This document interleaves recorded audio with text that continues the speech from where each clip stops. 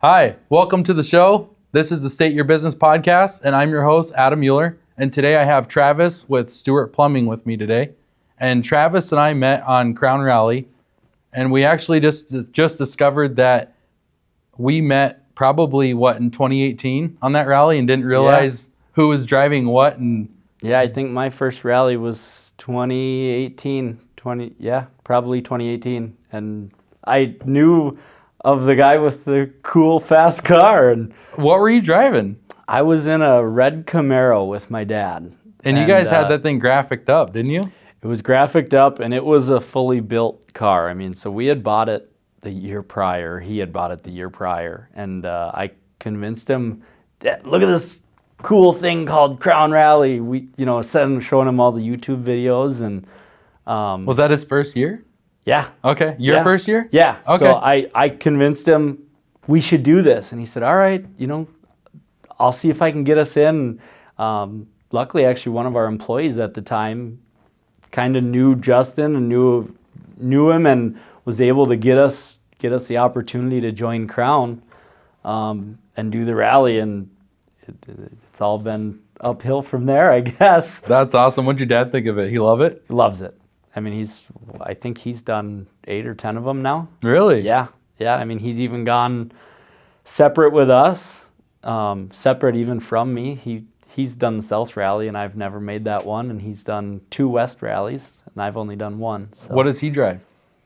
Now he switches, I think his most recent one he did in a C8 Corvette. Okay. But what color is that? Silver. Silver? Yeah. I was thinking about that. I don't know I think he did it in his C8 this year. Cool, man. But he has a really cool R8 as well, but the rallies are pretty abusive on cars, and he didn't want to wreck his nice paint on his R8, which I understand, being I have wrecked paint jobs on the rally. I made a dumb mistake of getting too close. A learning opportunity, let's call it.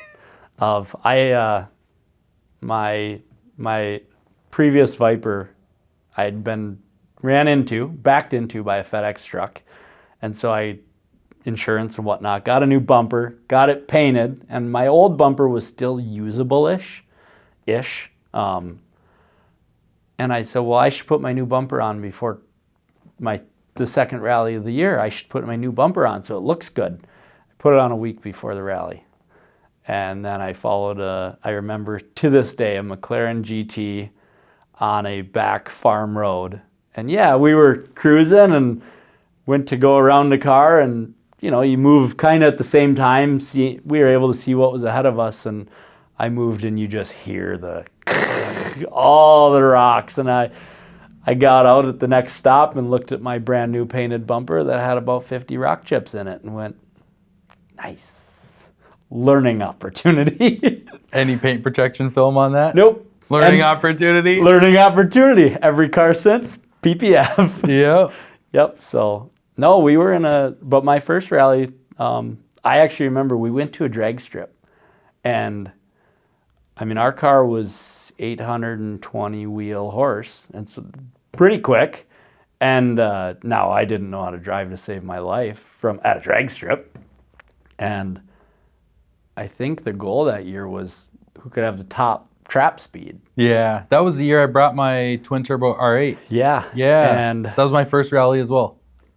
Okay, so we're both at the drag strip. That was both of our first rallies then. Yeah.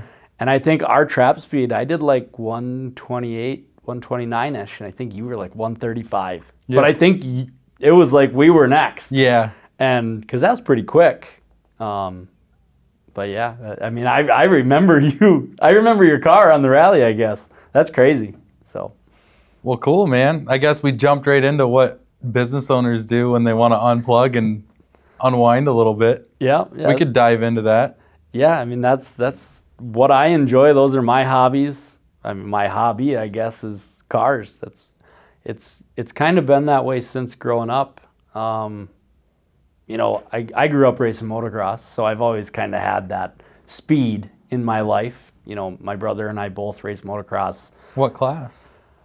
250? All the way up. No, I mean, I started my first dirt bike I was riding when I was 3 years old. Oh man. And so I raced all the way up into, I got up to into 85s. I think I was 13 or 14 when we quit. And at that time, my brother, he was on the big bikes. He was on the 250s, 450s, racing the schoolboy class and whatnot. I was on 85s, which is, they go up to like a 12 to 15 age range. And yeah, we did that our whole childhood. So speaking of childhood, maybe we could start off with that.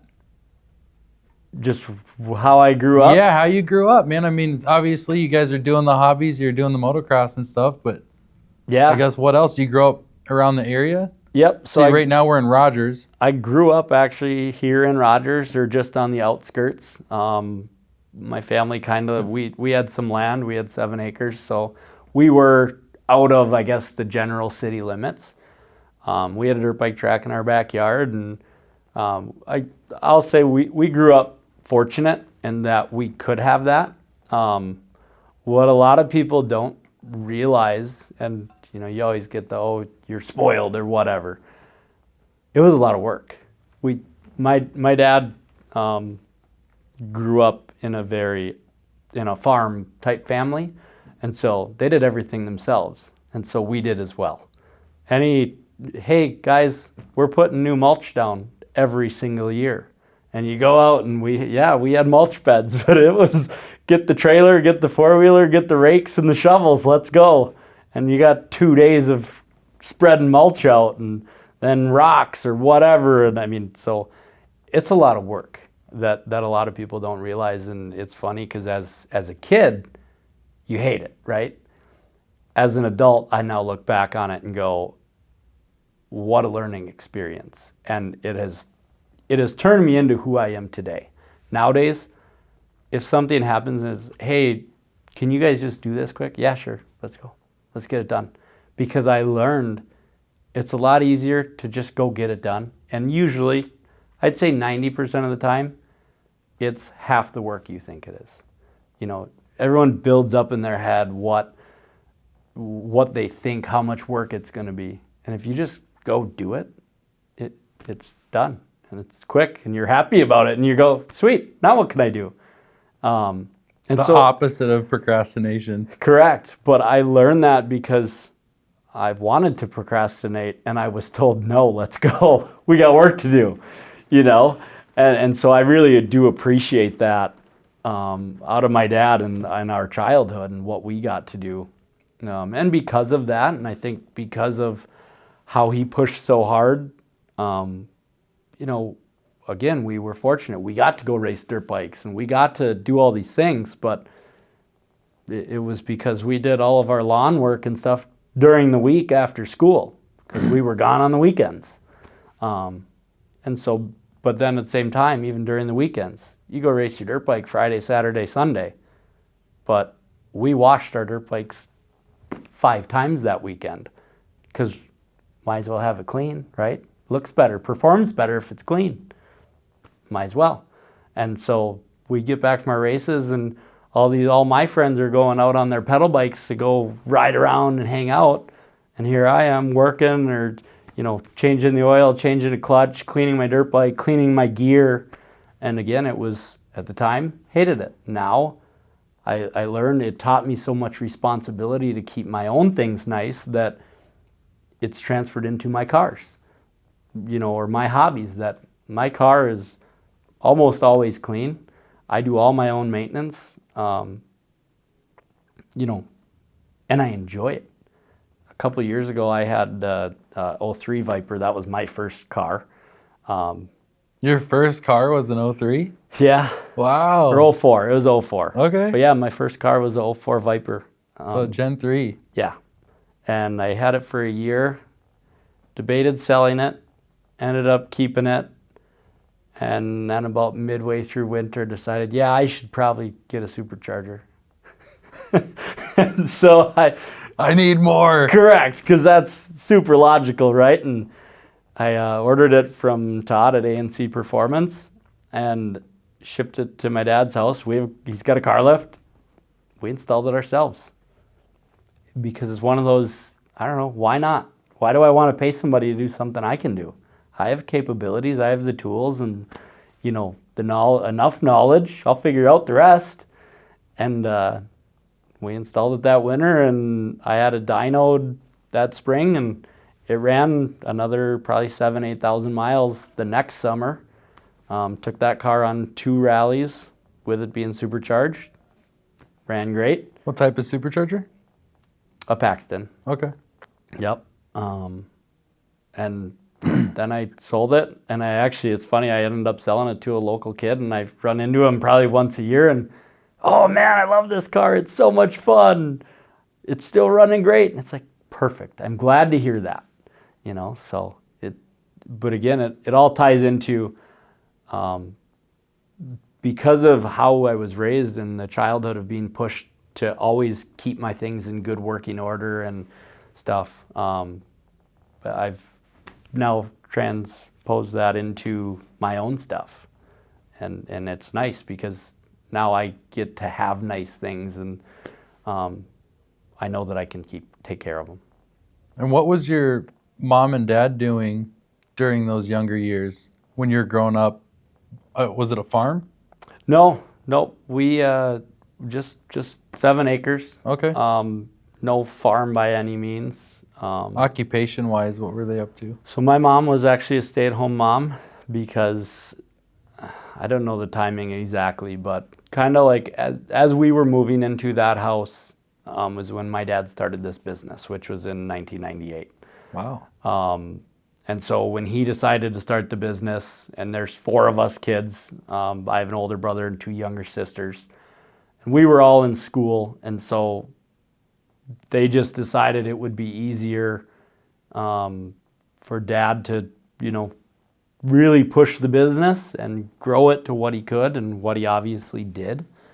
And Mom, again, fortunate for us kids, was able to take care of us and be a phenomenal mom. I mean, it's funny because, again, as a kid, you get mad at your parents sometimes, and nowadays I look back and go, my mother was a saint.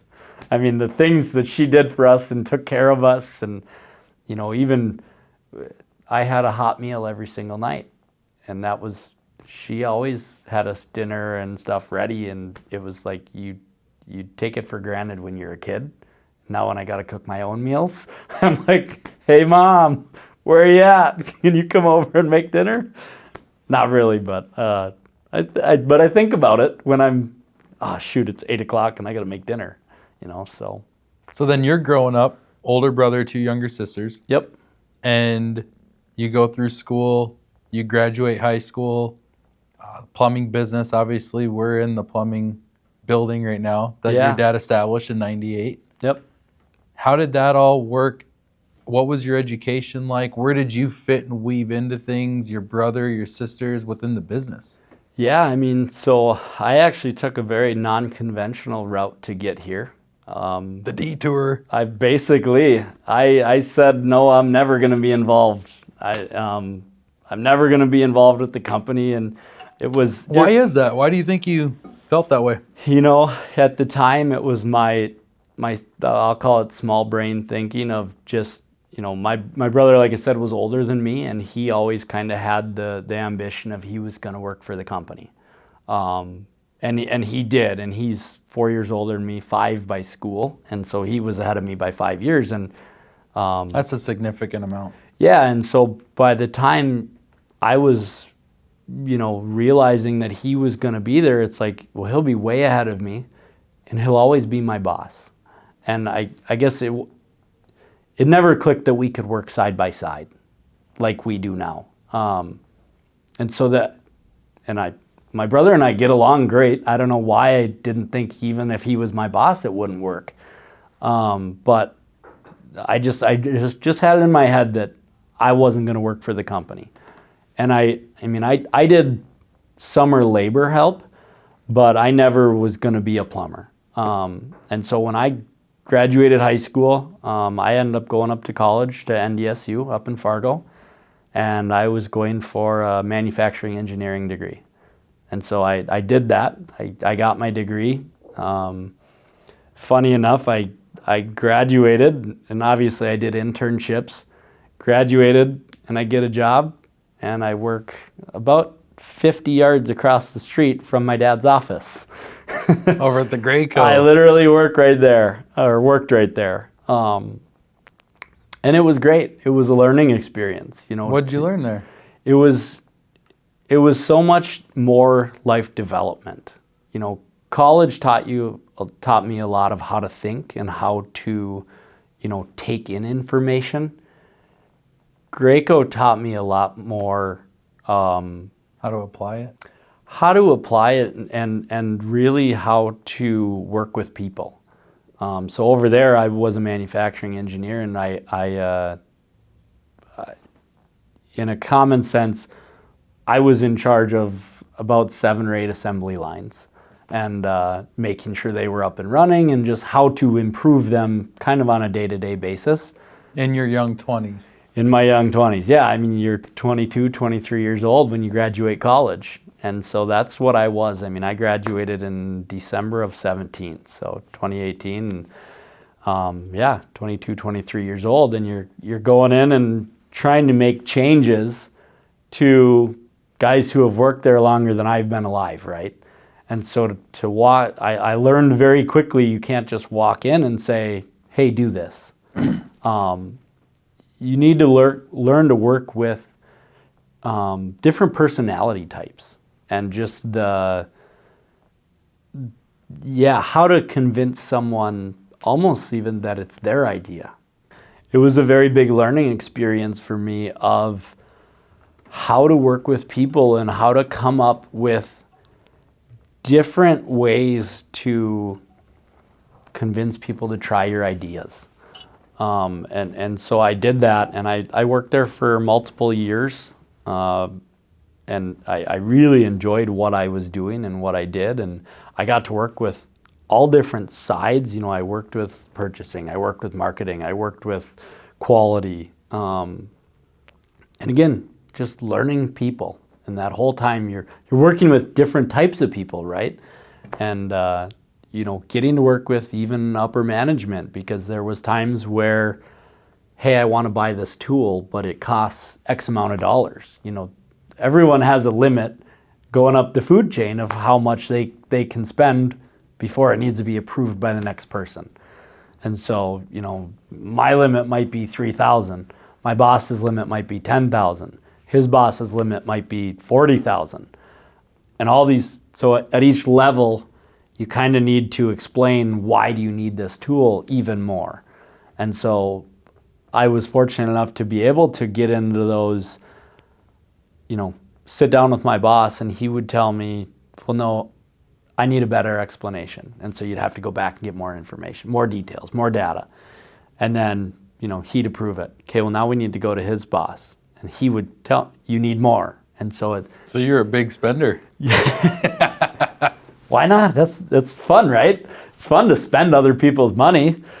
But no, it was a good learning experience, and it got me that that face-to-face time with I guess what I would call bigwigs, and realizing that in all sense, people are just people. They may be higher up, but at the same time, they understand what you're trying to do. They understand why you're trying to do it. And when they're giving you feedback, they don't necessarily mean it in a bad way. And so you got to take everything and kind of figure out, what did they mean by this? How can I improve? And I did, and I was able to take that and, okay, so next time when I do this, I'm going to come more prepared.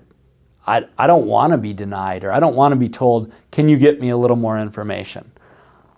I want to be told, oh man, you had everything laid out. Yeah, you're good to go. I don't even know why we had this meeting. And I learned that actually from one of the other engineers over there. Probably the most detail-orientated guy I've ever met in my life. And he was actually my boss when I was an intern. And so it was cool that once I got my job there, that I also got to still bounce ideas off of him. But he just had such a mentality of almost like I'm going to know more than everybody in this room about what we're talking about. And he did.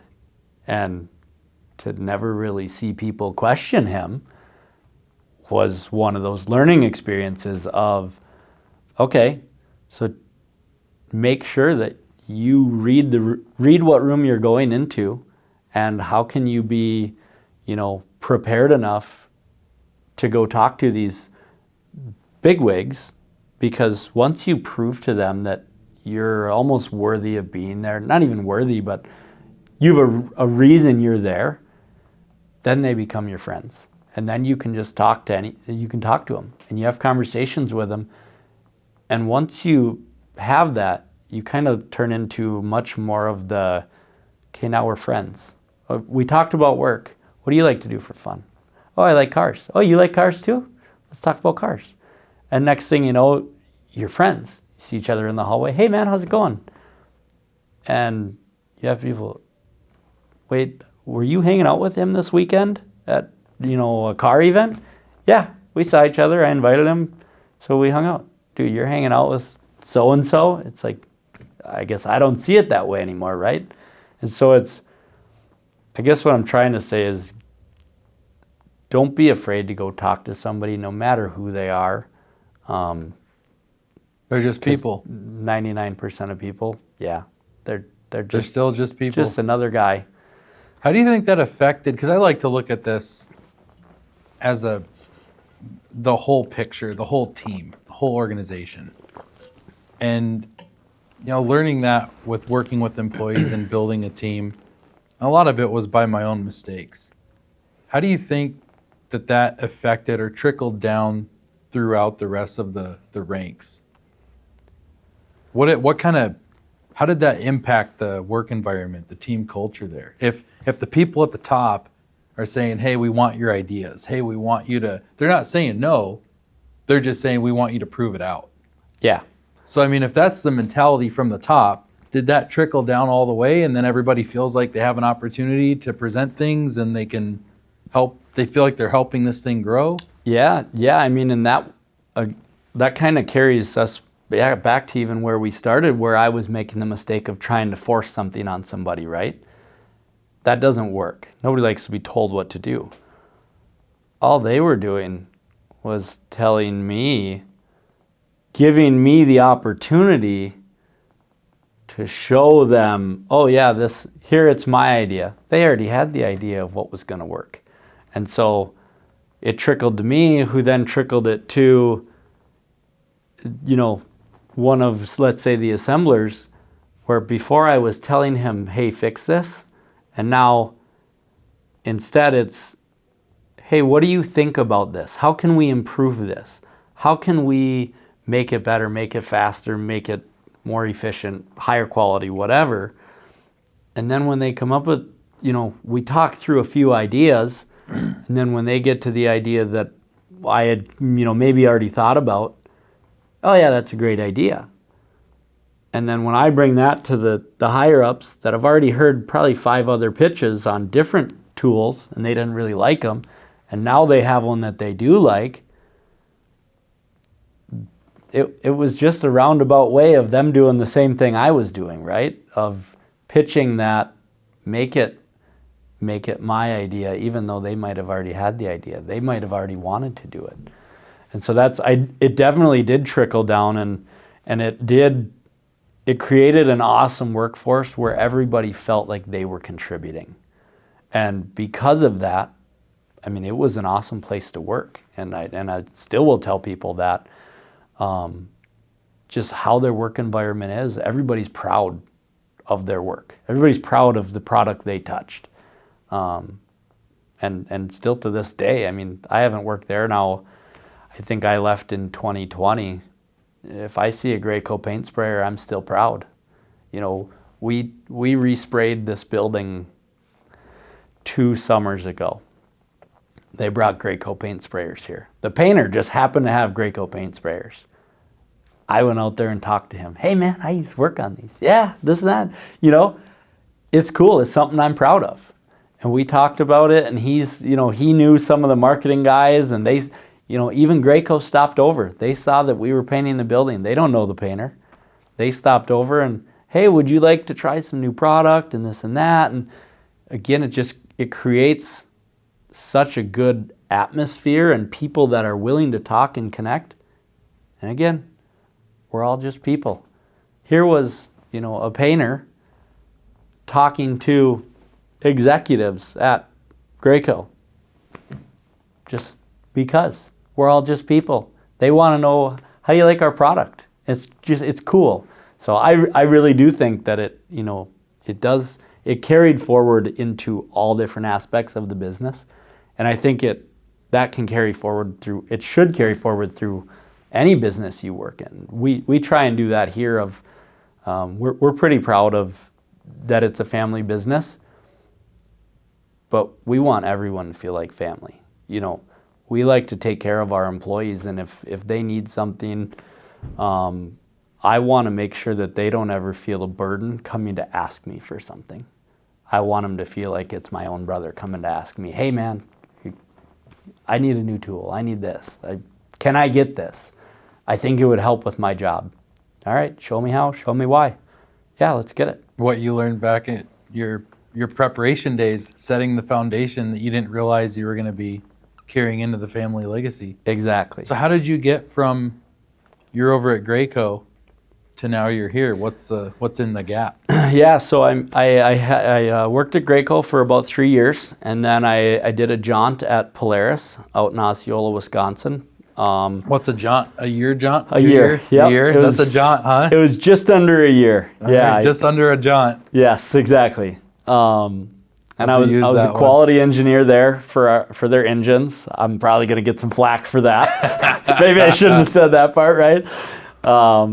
No, and again, they had an awesome program and awesome work atmosphere as well. Everyone was very passionate about the product there, which was awesome. But then while I was working there, my dad came up to me one day and he goes, hey, I'm kind of working on retiring. Obviously, I knew that. He's my dad. I'm working my way out. What do you think about you coming in and just doing my job? And I said, well, I'm not a plumber. He said, you don't need to be. Your brother was a plumber, and now my brother works in the office. At the time, he had been working for 10, 12 years out in the field. How many plumbers do you have at this point? I think right now we have about 20 to 25 plumbers. Okay. We've fluctuated. I think the most we've ever had is 45. But we're pretty comfortable right in that 20 to 30 range. Okay. And so yeah, there's 20, 30 out in the field, and then there's 5 of us here in the office. Okay. But again, so your dad reels you in. Yeah. So hey, well, you don't need to plumb. You can just come do what I do, which is all I guess I call it bookwork, or if I'm really talking to a friend, it's everything no one else wants to do, right? Who wants to call the insurance company? Who wants to talk to a lawyer? Nobody. Man, I remember when my wife and I were scaling our business back in 2017-ish. We started it in 2013. So 4 years in, 2017, I get to a point where somebody's got to run it. Mm-hmm. And it can't be done from the field. It can't be done from a phone or a laptop. Someone's got to sit in the office and actually talk to insurance. Someone has to talk, companies need certificates of insurance to work on their job sites, contractors, yep. I'm sure things that you're familiar with. Yep. And it's getting to the point where it's all throughout the day. Mm-hmm. So I need to go do this thing. And I'm like, you know what? I can do this. I'll get a computer and a desk and I'll sit down. Drove me nuts. I'm like, man, I'm ready for the field. Give me the field. Give me a hammer, something. Yeah, it's definitely different. I mean, I know, because a lot of what I did being in production and manufacturing mm-hmm. is a mix of firefighting. That's what we called it, right? Everything's firefighting. Everything's a fire. If an assembly line is down, it's how quick can we get it back up. Yep. But with that, it was, you almost got an adrenaline rush, right? Yeah. I get to go use tools. I get to fix things. I get to use my creative mind on, okay, I know what part I need. I don't have the part. I'll order the part. It'll be here in 5 days. What can I make work for the next 5 days so that we can continue running? Which is really good So I preparation. know exactly what you mean. Really good preparation for this, though. The Yes. firefighting, because you're going to have, I mean, you do, plumbers calling you saying, hey, we got this issue. Hey, we got this issue. And you got to put it out. Yep. Nobody's going to save you. That's Correct. something I realized. Dude, nobody's coming to save me. Nope. I got to put this out. No, and it's something that I really actually enjoyed. I wasn't sure what it was going to be when I came in here. So obviously, going back to it, Dad made me a proposition to come in and take over his job, and I said, okay, let's do this. So was it a buy-sell right away? No. Okay. Nope. Just come in and learn the job. Correct. How'd your brother feel? He was all for it. Okay. He really enjoys the plumbing part of it, kind of like you, right? Yeah. He enjoyed that hands-on part. He probably didn't want the office. He enjoys thinking about it. Yeah, he has no desire to talk to insurance and all the, no thanks. So for him, it was, that's a great opportunity. Sounds great. And my brother and I, we have always gotten along very well, which I'm very fortunate for and appreciate. I was going to say, that's nice. That's good. It helps. Yeah, and so I came in, and it was a very large learning curve. As much as it seems like it's just you sit at a computer and type numbers into an Excel spreadsheet or something, there's so many different things going on that I never knew about. What's an example? I mean, even almost, you could almost say kind of budgeting. Not budgeting, but forecasting? Yeah, in a way. I mean, how do we do on this job? We do a lot of new home construction houses. Tracking everything. Tracking everything, but I didn't have to manage the budget at Graco. My boss did. My manager did, right? I just spent money, and if he told me no, then I went, oh, shoot, now what? Now I need to prove to him why. I didn't actually have to watch the money going in and out. And so even that part was, and I saw it coming, but I guess it's still a learning curve, right? And how is it done? And, learning QuickBooks itself, it's a whole nother learning experience. And so doing that was awesome because, again, my dad had created such a good work environment of like a family. Everyone's like a family that I knew I could ask anybody questions. And that was another thing that I kind of learned growing up and again with Graco and even college of don't be afraid to ask anyone questions. And a lot of it, I would say, came from my first job of I'm an engineer, I should know everything. I should know how to fix this machine. I should know how these machines go together. And realizing very, very quickly that the guy who's worked on that product for 25 years knows when something sounds wrong. You're like, there's no way. He's like, no, this tool isn't torquing correctly. And you go test it and it's off by 10 foot-pounds. And you're like, how did you know that? It sounded different. So I learned quickly that one of the best resources is actually to go to the people who do the job every day. And so, I have no problem saying, hey, I don't know what I'm talking about. Can somebody explain this to me? Even on plumbing stuff. I mean, you feel like you need to know plumbing to, in a sense, run a plumbing company. And I'm fortunate that we have a team here that I, in a sense, don't need to know the plumbing. I need to know how to run the business and make sure that the business continues to thrive. And by doing that, it's making sure that I'm giving everyone else the opportunity to thrive. What do they need? How can I help them in any way?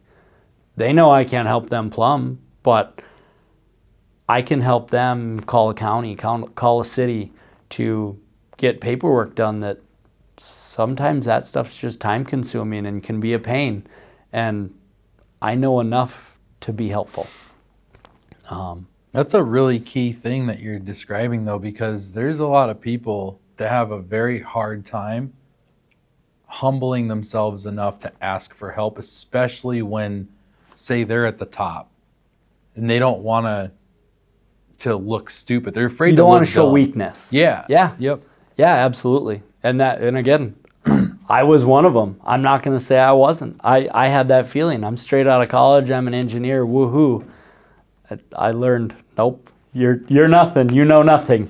Get ready for the real world to slap you in the face because you got a lot to learn.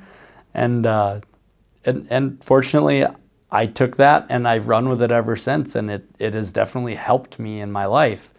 And again, because of that, it's helped me because I'm not afraid to talk to anyone. It doesn't always have to be somebody that does the work every day. You could go to somebody that's retired. How did you get where you are? How did you run a construction company, but you guys had 5 people and you do just as much work as we do? Or you had 50 people. How were you managing that? And not being afraid to go ask questions, because people are just people. And so that part of it I've learned and continue to learn, and I take every opportunity to ask questions when I can. And obviously you like to learn from people that you think have more knowledge than you. It kind of goes with the saying of, you are the 5 or 10 people you're going to be. If you surround yourself with millionaires, you'll be the next millionaire. Yep. And that is absolutely true. I'm a product of that. Yeah. Surrounding myself with good people. It's not even just about money. Wealth is also relationships. Yeah. I actually lean more towards the relationship, and the money comes secondary. Mm-hmm. You take care of people and treat them right, the money will come. I agree 100%. It's, I want to, let's go out. I just want to meet people. I mean, look at us. Yeah. There's no money exchanged between you and I, but I have a friendship here that we're able to talk business, and we're able to talk friend. I mean, not just business, friendship, everything, but talking business is always going to help you in your business. Absolutely. If I pick up one thing from tonight, or you pick up one thing from tonight, and you're talking to someone tomorrow, hey, look what I learned last night, and then then the next guy goes, oh yeah, I had to deal with that a year ago. Here, let me show you what I did. And it just carries on and carries on and carries on, and you can learn so much.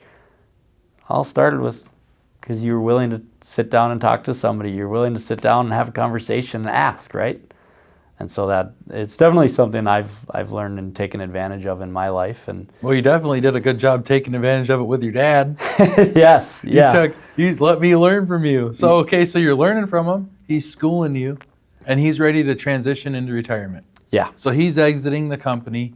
You're learning QuickBooks. You're learning all the day in and day out tasks and office administration and putting on a new hat every single day, maybe a couple or 2 or 3 of them. Yep. And you get to the point at some point, I mean, how long ago or how long was that transition period? Yeah, so it's April today. It's April 2nd. We're exactly 3 years and 1 day in. Really? I started April 1st of, what would it be, 2022. I'm exactly 3 years in. And at this point, my dad comes in maybe half a day a week. We have a weekly meeting to kind of sit down and talk about where's the business at, what are we doing, what are some things we're looking forward to, what are some negatives that are happening, how can we improve on them, what are some positives, how can we keep them going, and it's just a simple lunch meeting. It's again something that I learned at a previous employment of just sit down and have a conversation. It doesn't need to be serious. Nobody needs to be in trouble or anything, but let's just talk. What's going on in the business? So everyone's on the same page. And so he comes in for those. It keeps him updated on how his company is doing, right? Yeah. His nest egg. Correct, it is. It's his nest egg, you're correct. And so he comes in for those, but yeah, he's been enjoying it. They're working on remodeling their cabin and he's a hands-on guy himself, so he's doing all that himself and says, "You need me in the office today?" "Nope, we're good." "All right, cool. I'm going to put my cabinets in." Glad to hear. That's awesome. Have a good day, Dad. Yeah. And I'll hear from him next week. "Hey, you need me in there?" "No, not really." "All right, cool. I'm going to do this. Enjoy." And so it's really worked out, and it obviously takes time and takes a lot of trust, and I appreciate that he trusts me, but I also know that I've worked really hard to build that trust, and to build that proving of, I'm not gonna wreck this. I hope, right? Knock on wood. But there's a lot to learn, and growing up, he was always a perfectionist, and it started to instill that into me. And as much as sometimes it can be a bad thing, it's turned into a really good thing. And again, I think that comes with opportunity. And I can look back at, man, I had to have been 12, 13 years old. And one of my first jobs was actually working for my neighbor, mowing his lawn, right? 12, 13-year-old kid, but my neighbor had, I think he's got 10 acres, and it was all grass.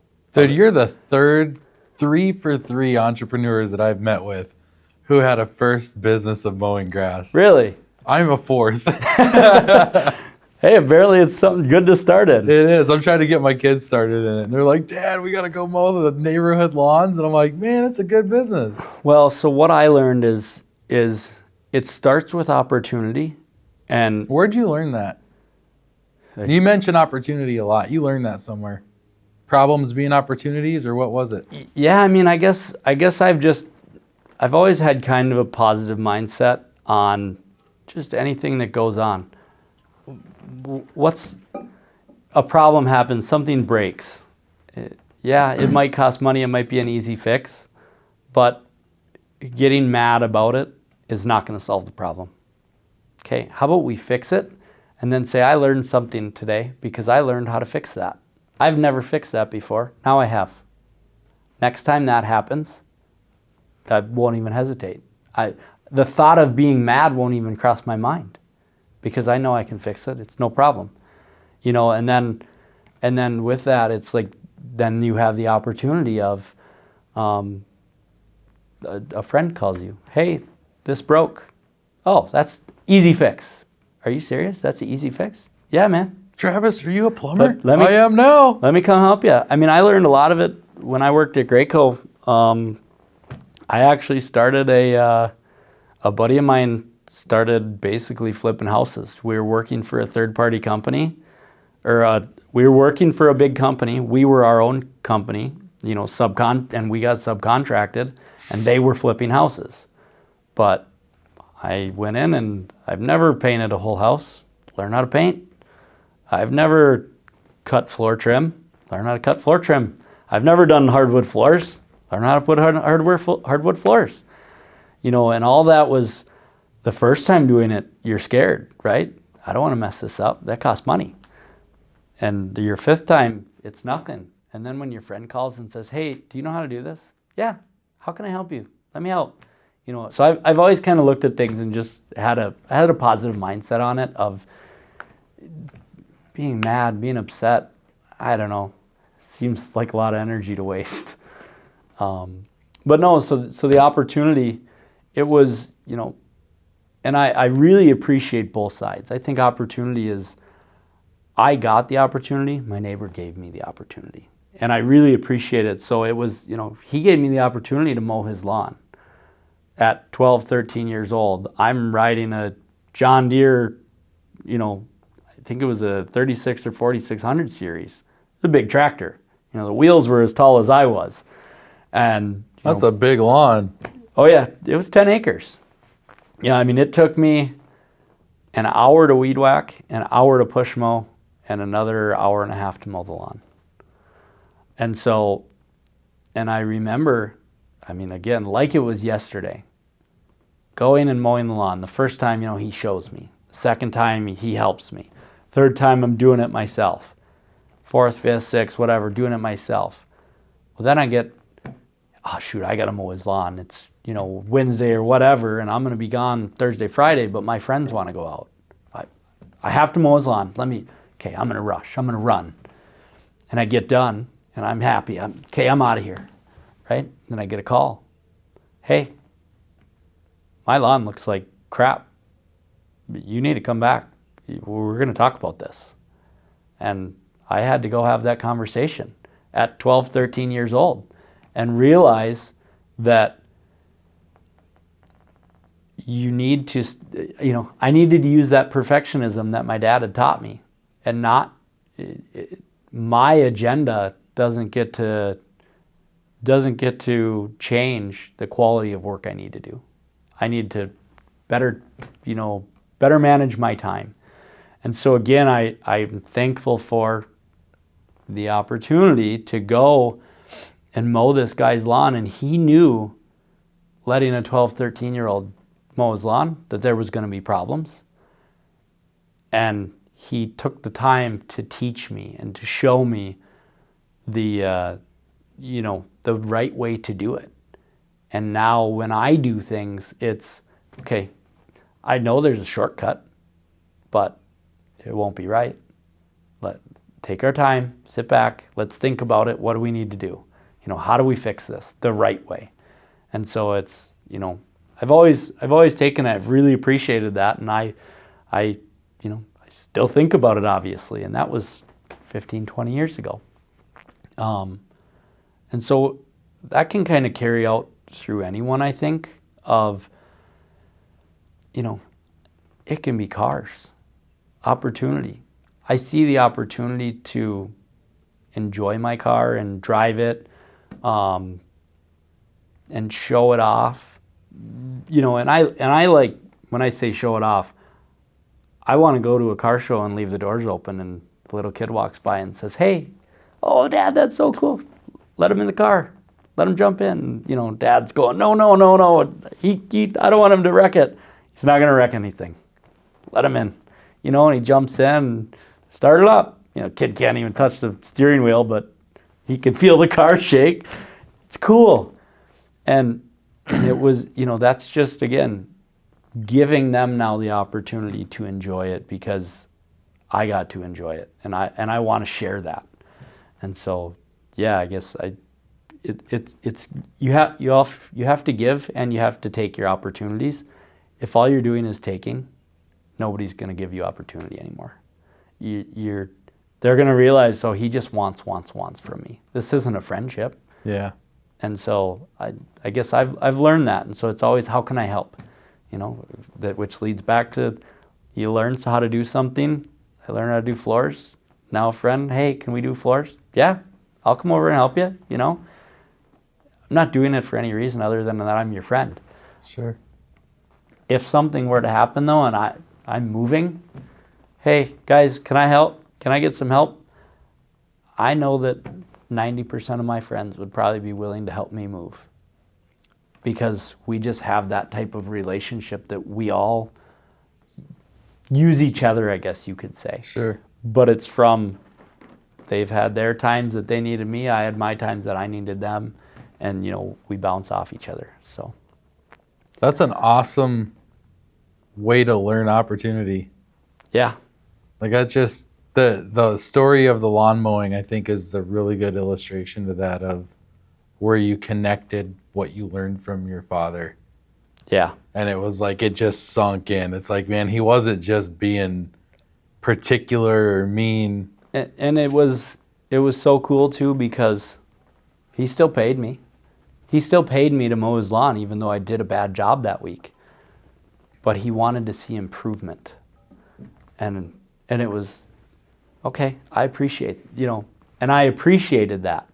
He saw that I could improve. He saw that he could help me, and he did. And so, yeah, it's in everything that we do, of how to see, how can we be better in this situation? What, even if something went right, how could we have done it better? How could we have involved more people to get them in on? Everyone likes to be right or have something go right. how can I get some other people involved so that they get to share the greatness of, hey, this worked. So yeah, I guess it's always just been something that clicked in my head. I got to learn it young, and I try to forward it on now of, passing along just a good attitude. So That's awesome, man. yeah. So you learned opportunity. Mm-hmm. Used it to improve in your career and serve people in your career path out through college, then Graco, John Deere, or no, Polaris. Yep. Polaris. That's right. It was a jaunt, not John Deere. Yeah, my little jaunt. And then came into the family business here at Stewart Plumbing. And then when did your dad complete? Well, I guess he comes in once a week, so he didn't completely exit. Just making sure you're supported. Yeah, I mean, 3 years ago, roughly. At this point, I would almost say it's completely unsupported. I mean, I do everything day to day of his role. I do everything. I'd say day to day. It could even be year to year. I mean, you don't renew your insurance every day. You do it once a year. Yeah. But at this point, I'm doing that. I bounce things off him that are new, or even that I just want. Again, I'm not too proud to ask, what would you do in this situation? And so me and him have actually started to do a lot more of that. I'll call him and say, hey, Dad, I have a situation here. Here's what's going on. Here's what I'm thinking. Here's what my solution would be. What do you think? And so that way he's getting to see the way I'm thinking before he tells me what he would do. And that way it's, okay, am I on the right track, or am I running the business the wrong way? And or is there a little bit of making him feel like it's his idea? It could be that too. I know you touched on that a little bit ago. Maybe I'm doing it without even thinking about it. Yeah. But yeah, so at this point, I shouldn't even say we here in the office and all of our plumbers are showing that we can do it, and he can go enjoy retirement. And people say, oh, it must be nice. He's earned every second of retirement. Growing up, he was a great father figure to us and was around, but there were also times where he worked very, very hard, and I probably wasn't even able to see it because I was sleeping and ready to go to school tomorrow, and he was staying up till 2, 3 a.m. So I say he's earned every bit of his retirement. What do you feel like is something that makes Stewart Plumbing stand out, be different than another plumbing Yeah, outfit? I mean, again, one thing we like to pride ourselves on is kind of that family business, and it doesn't stop in the office. It doesn't stop at our plumbers. We want to incorporate that into everyone. We incorporate that into, if you call me, I want my guy to show up, and when he leaves, know your name, your wife's name, your kids' names, in a way of, wow, I feel really accepted by Stewart Plumbing, and they obviously fixed the problem. We need to fix the problem first. But I want you to know that you can call me back and we'll take care of you, no matter what. I don't need there to be a question of, or you call me and I have an issue and I give you a price. I hope that you don't have to question my price because you know my integrity. Our business's integrity. And I say my base, oh, sorry, touch the mic. I say my, but it's not, it's, if my guy that comes out to your house says, oh, it's actually not this, it's this. I'm sorry, but it's this is what we need to fix.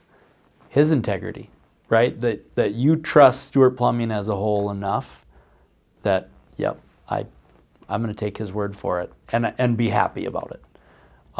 Do you guys do things within the company where you get the employees together? Yeah.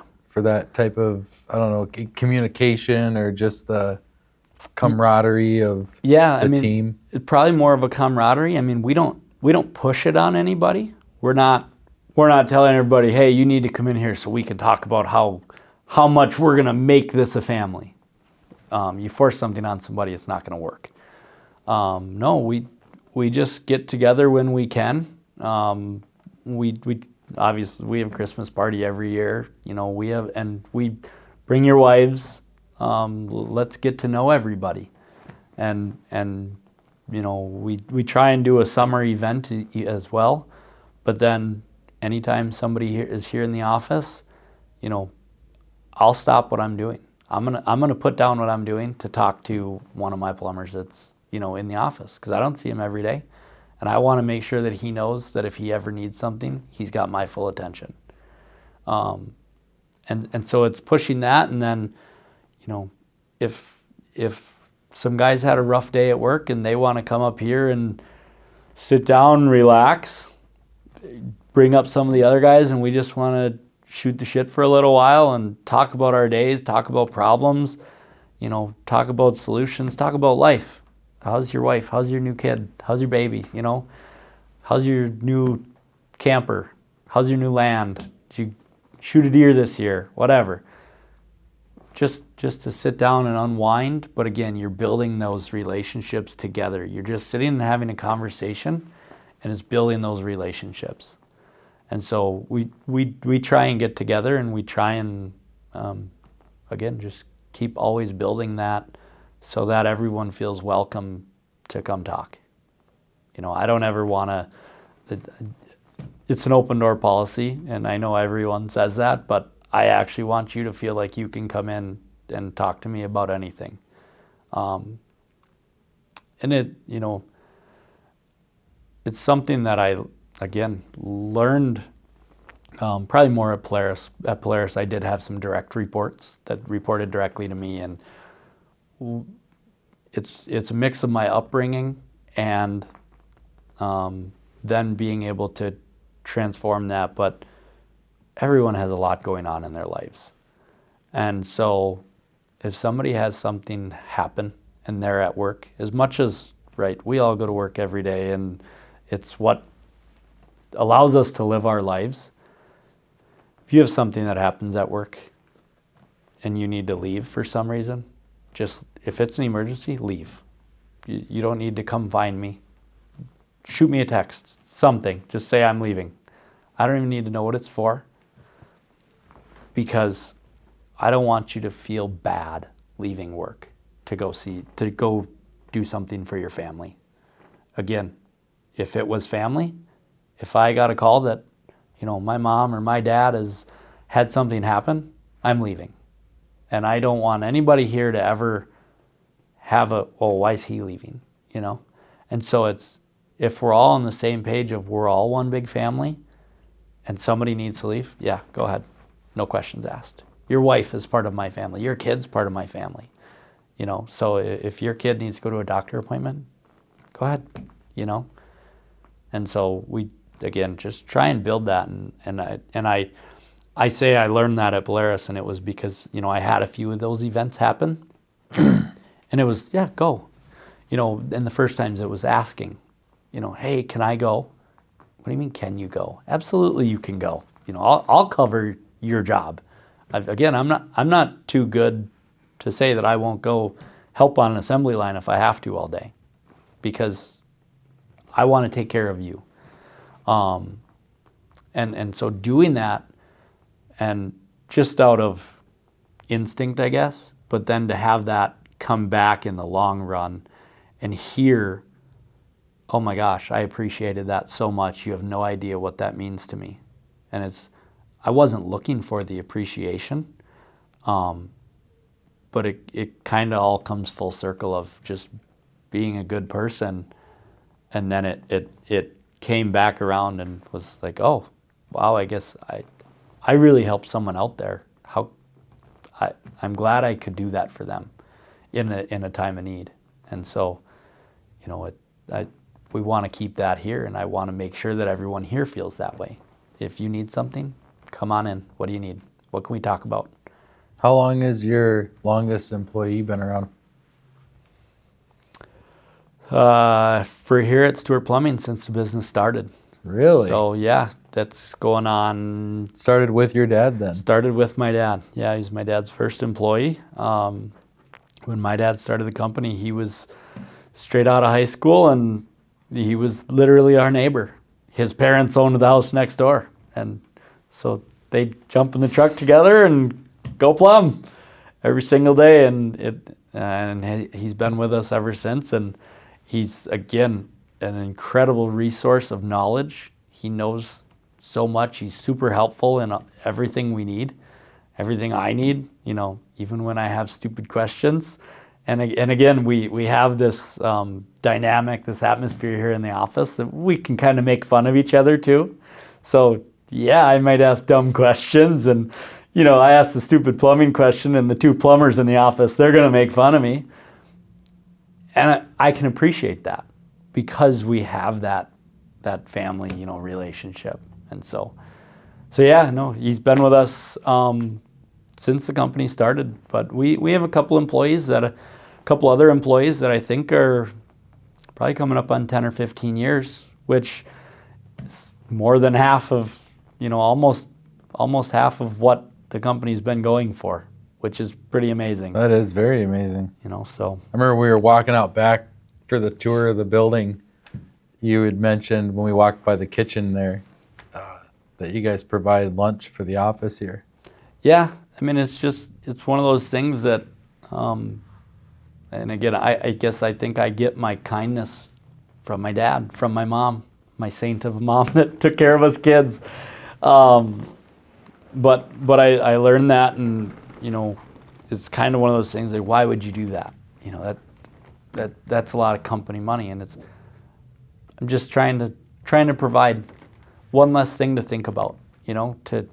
Oh sweet, I can come into work and I guess I didn't have to bring a lunch. I don't have to worry about going out to Arby's and buying lunch and being gone or whatever. And it's such a small thing that we can do to help make everyone's lives easier. And so, again, I just want to help in any way that we can, and again, I guess kind of for me, it's almost like the more you show people how kind someone can be, the more they want to share their kindness. And so if I can be kind, I hope they can take that and, they can provide lunch for somebody someday. So, it's something small that we like to do. I guess I don't even think anything of it anymore, but it is different, I guess, yeah. How was Polaris? Like, what was that? You talked a little bit about Graco, but what did you learn over there? Yeah, I mean, it was different. So I was still kind of in manufacturing. I mean, I worked. So I was in quality. I was a quality engineer at Polaris, and so I was still directly related to the assembly line. I was around the assembly lines out every day, but I wasn't in charge of making sure the assembly line was running.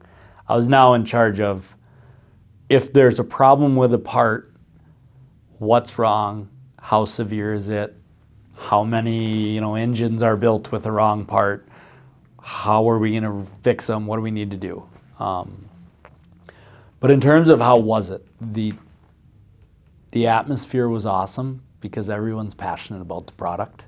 And how do you not? I mean, I'm a power sports guy, right? And most of them were.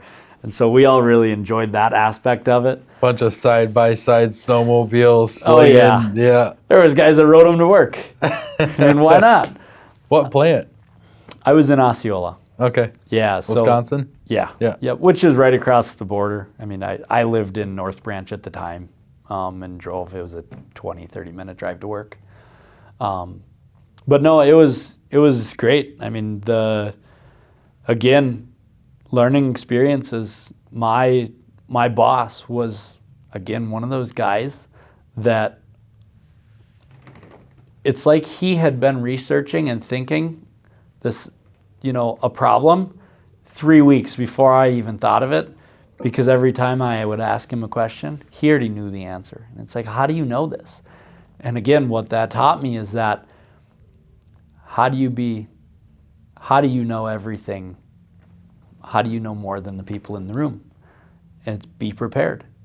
Whenever you think you have enough information, get a little more. And so I got to learn that from him or even, I guess, push it even further. What I thought I knew, and then going into quality, which was a little different for me, or a lot more detail orientated, more perfectionism, I guess you could say. And so just, going into what I thought was, here we can make a quick fix. Well, no, that can translate all the way out to a point of what happens if a rider is stuck in the mountains because of your cheap fix. Guess I never thought about it that way, and so it was kind of one of those, you can take what you think you want, what you think is the right answer, but then it was, okay, no matter what, stop. What else could you do? What other way of thinking, what other way to fix this could you do? And sometimes you realize your first idea wasn't the greatest. And so that probably pushed me a lot more that way of realizing that actions have consequences. But so it was great, super good learning experience. And again, got me that exposure to more high-level management that, you're scared of. And everybody thinks they're these big bad guys. They're not. They're just people. They like to ride the side-by-sides too. They like to ride the snowmobiles too. They want to not be stranded just as much as I do. So make sure we can all relate now. Make sure you fix it the right way, please. And it's like, oh yeah, good point. And so yeah, it was great. I really enjoyed it there. I would push anybody to go work there as well if that's what you're passionate about. An awesome company to work for as well. So did you get into any of the toys, the offerings? I had a Ranger 4-seater that I actually bought it like as I started at Polaris, but it had been sunk in a river, so basically kind of had to rebuild it, which was fun, and it was cool. Again, just that having the people around you that want to help. Hey guys, I can't figure this out. Do you have any thoughts on, why this check engine light is on, or why something's not seeming to work right? And oh yeah, well, I helped develop that motor 5 years ago. Here's, try this, because we knew this was a problem, especially if it got wet. And so things like that. And so it was a cool learning experience, kind of rebuilding that back to fully running. And once I got it done, me and a buddy took it on a 300-mile round trip, weekend. Where the heck do you go 300 miles, man? Oh, we started up north? Yeah, and we were out in Wisconsin. Oh, they have way more trails. They got a ton of trails. Yeah, and we did it was a weekend trip, so we left on, a Friday morning and didn't get back till Sunday afternoon.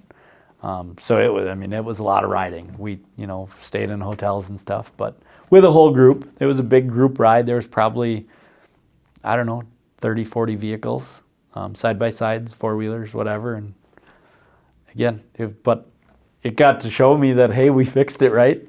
Didn't have a check engine light or anything the whole weekend, so hey, it runs, it works. But no, it was great. I really enjoyed it, and again, taught me more that I was able to help bring into, I guess, here of, hey, you have a problem. Okay, everybody wants a fix now, right? In plumbing, water is an emergency, without a doubt. There's never a person that calls with a water leak that isn't in a panic. And it's okay, well, how can we help you? How can we stop it right now? And, your first thought is always, well, get somebody to them. Well, how about let's talk to them, see if you can calm them down. Let's see if we can get them to shut the water off. Because if they can shut it off in the next 5 minutes even, and I can't be there for 15, that's 10 more minutes of water running that is not going to cause, causing less damage. And so it's, again, just kind of that stop, think, what can we do? How can we help?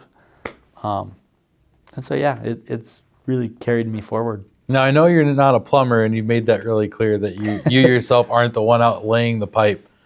You got any crazy stories of, man, these people were on vacation and it just ran for a week, filled their basement full of a foot of water? You see any of that stuff, or is that not really touch?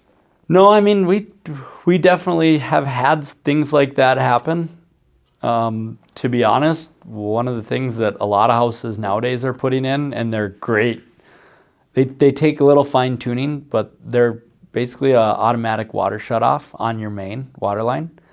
And they're kind of expensive, a couple $1,000s. But basically what it does is you install it, and there's an app on your phone, and it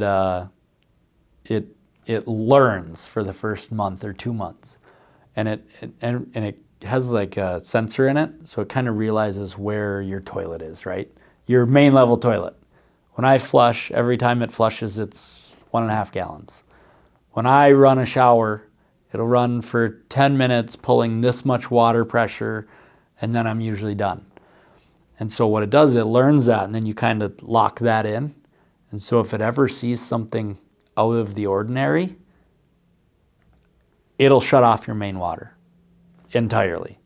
And so gladly, there's a way to stop big water leaks. But no, I mean, I didn't even know that was a thing. Yeah, and now that you think about it, it's like, oh, that's a great idea, because if you're gone for a weekend, and I've seen the example, I've heard of it. Family was gone for a week. Their fridge water line popped off, which is just a tiny little 1/4-inch water line, right? A 1/4-inch water line running for 4 or 5 days is a lot of water, and it just wrecks your whole house.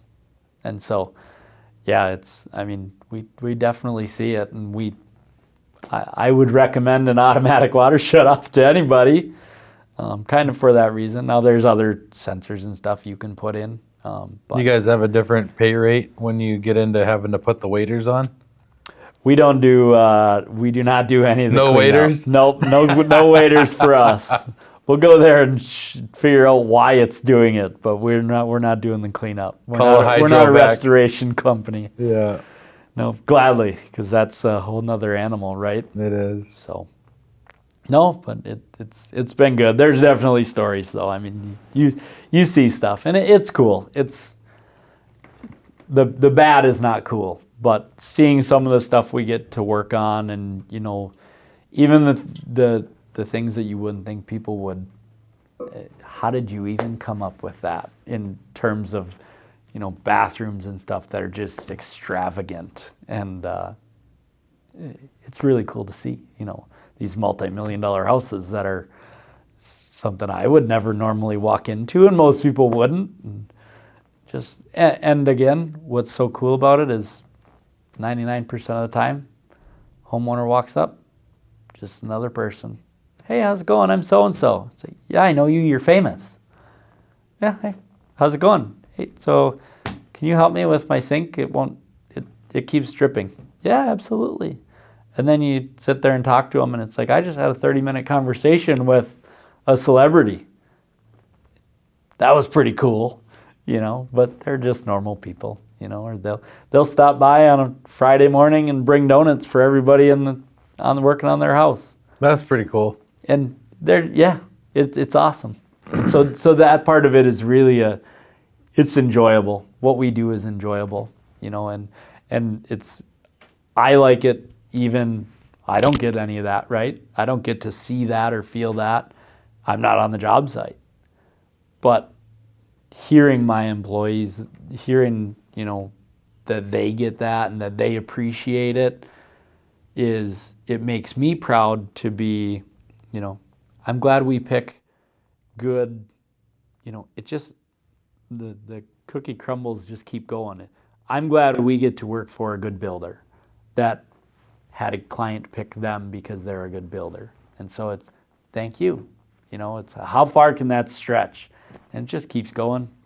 So, no, it's super cool. Awesome, man. Fun stuff, yeah.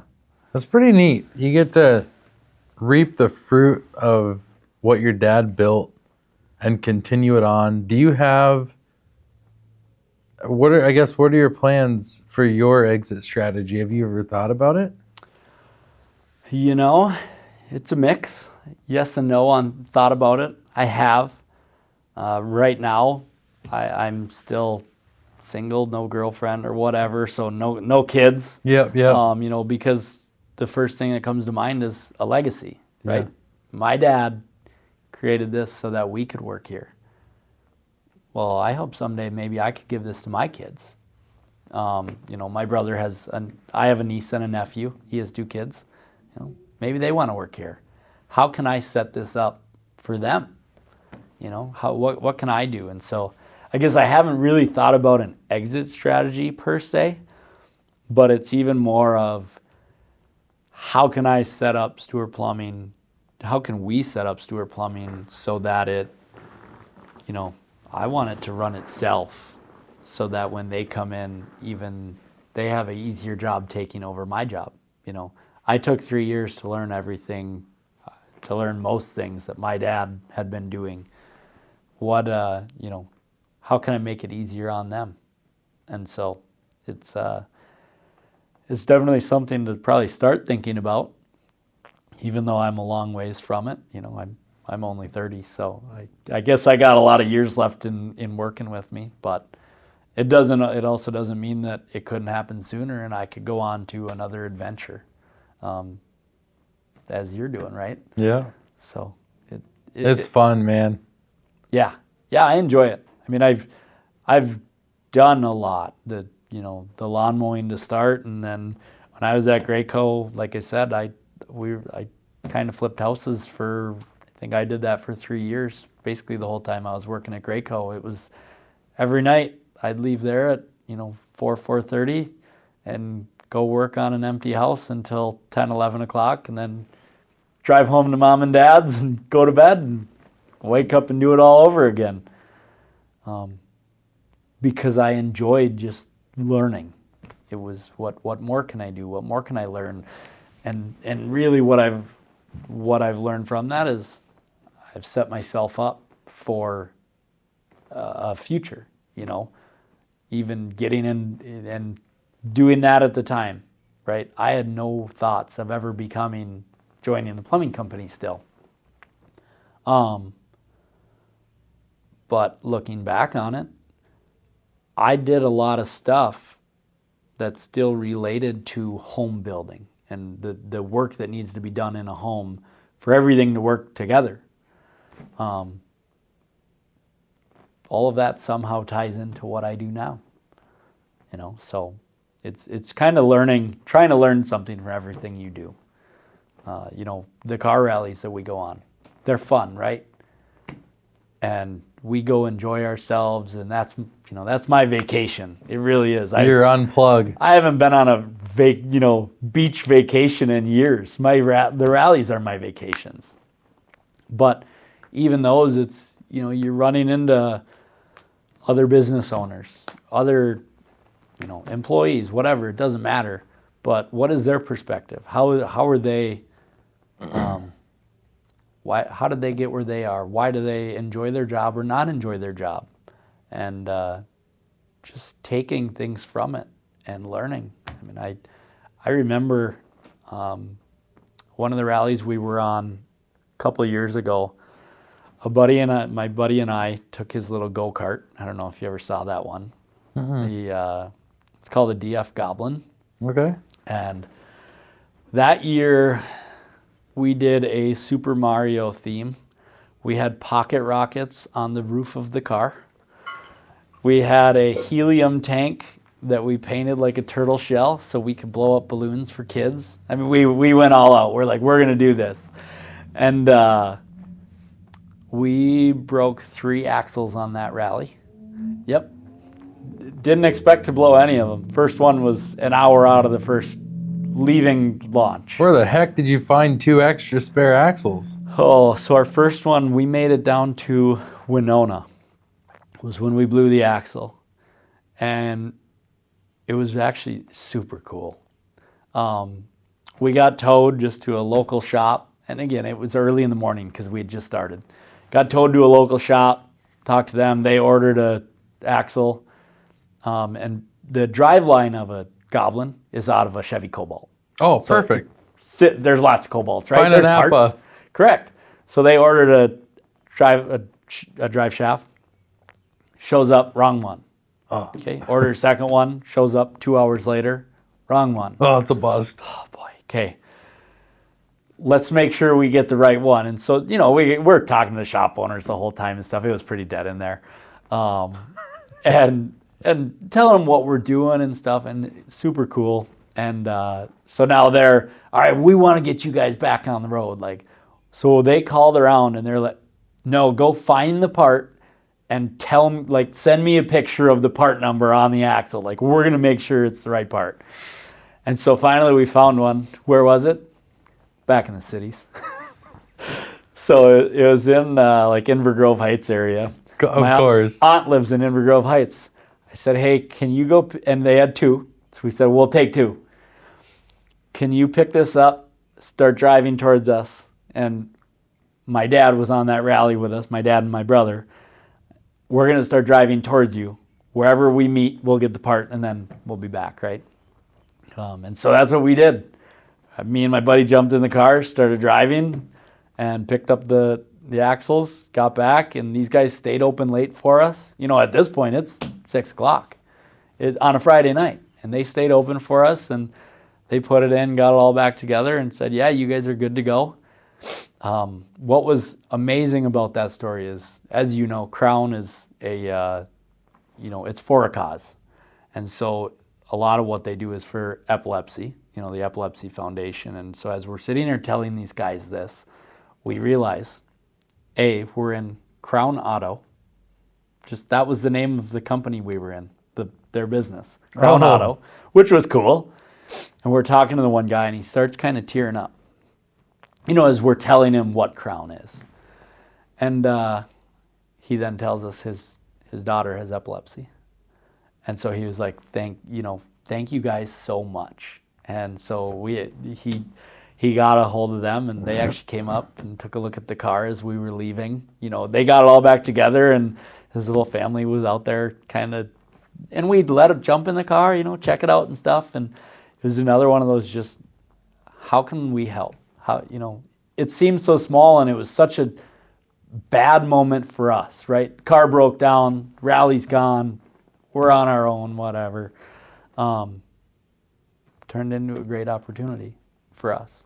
And so but anyways, where I was getting with that is, so we got to dinner that night. We're 4 or 5 hours late to dinner. We showed up at 10 o'clock at night, rode our pocket rockets down the street, because why wouldn't we?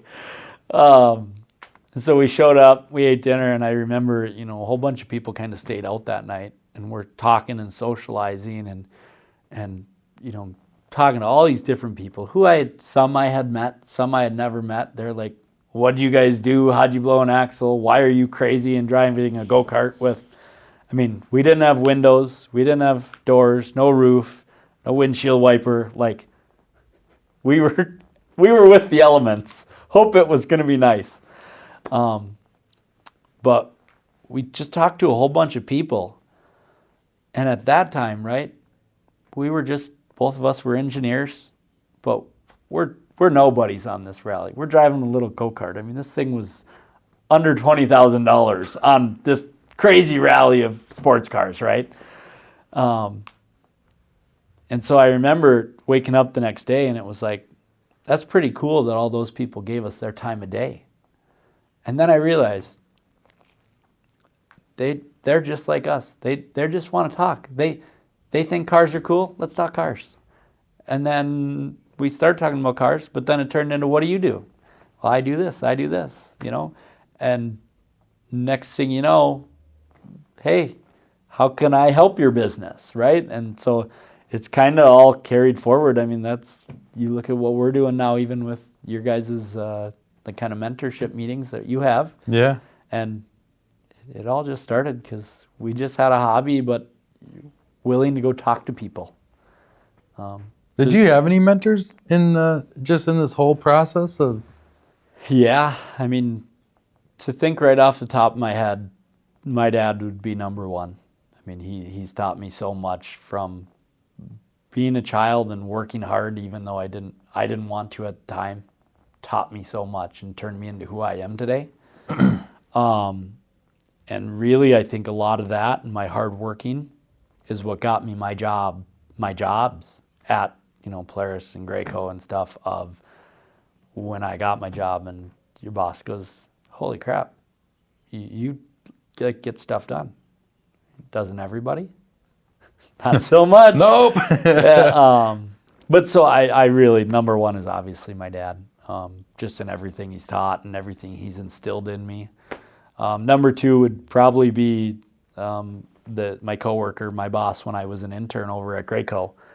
And I've probably never told him he's a mentor of mine, but I've talked to many people about him and how detail orientated he was and how much, I mean, you could say whether he liked to be right or hated to be wrong, that he made sure he had the information in everything he did.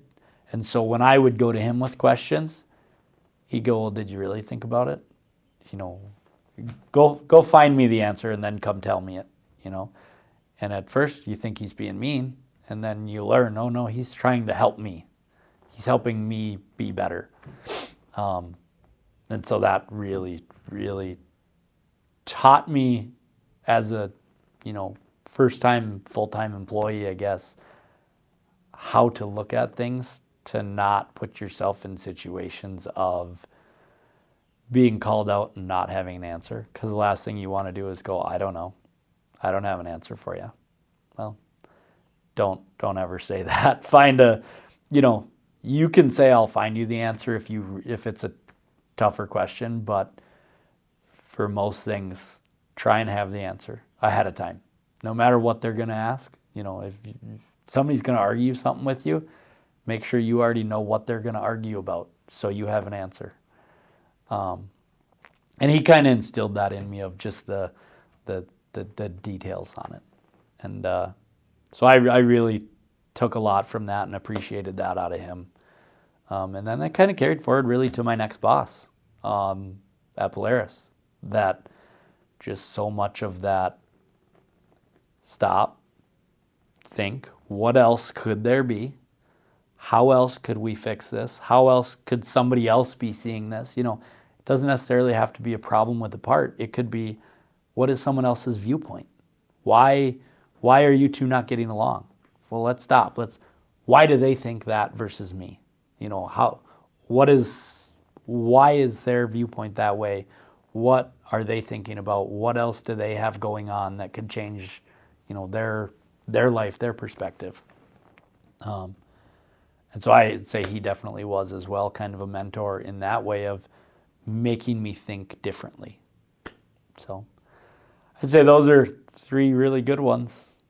There's some really good things to learn, especially before coming into running a business. Yeah. Give you a little bit of a leg up when it comes to leadership. Yeah. Teamwork. Mm-hmm. Delegation. Yeah. All of those things. You're hitting those nails right on the head. And it's funny because at the time you never realize it. You never realize that you're learning those things. Delegation, leadership. But then all of a sudden you have something happen and it's like, oh wow, I guess I learned that from him. I'm sitting here having this conversation with you. I'm having these little spurts in my head of, sure, what is that? I guess I had that. I guess I have had one of those. I guess I have learned that. And so it's really cool, to stop and think. So, and really I hope that someday I can help people realize that. I hope that somebody sees me out and, hey man, I got a question for you. Whether it's, car related, business related, whatever, I'll try and help. If I don't know an answer, if I know somebody that does, I don't know, but call this guy. He might know. How can I help? So, yeah. Well, awesome, man. Thank you so much for sharing your story. Of course. Yeah. Thanks for having me on. I appreciate it. Appreciate you giving me the time, sitting down together, really to kind of recollect. It's good to do this every once in a while.